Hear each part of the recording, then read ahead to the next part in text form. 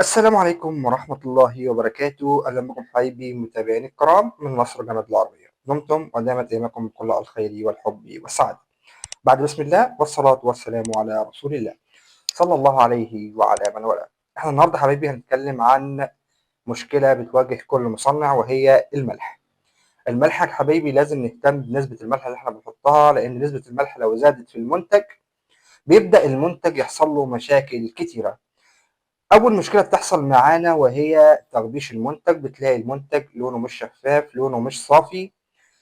تاني مشكلة وهي فصل المنتج، بتلاقي المنتج بتاعنا فصل طبقتين، طبقة خفيفة وطبقة تقيلة.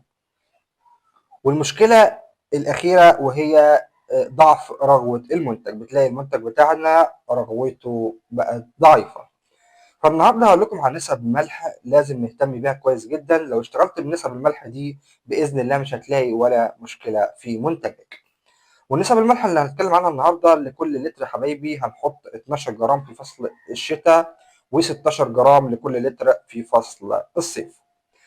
علميا الصابون عباره عن جزيئات تتفكك بالحراره وتنكمش بالبروده، عشان كده في فصل الشتاء بنقلل نسبه الملح، ولما بتكون الجزيئات دي متفككة في فصل الصيف بنحاول نزود نسبة الملح. طبعا ممكن نقلل الملح عن النسب ديت في حالة واحدة بس، إذا كان المنتج جودته عالية، واخد نسب من المواد الخام، نسب عالية جدا من المواد الخام. حاول على قد ما تقدر ما تفرحش بالزوجة العالية، لأن الزوجة العالية بتضر منتجك. دي كانت بعض المشاكل اللي بتواجه المصنعين وبالأخص بسبب الملح.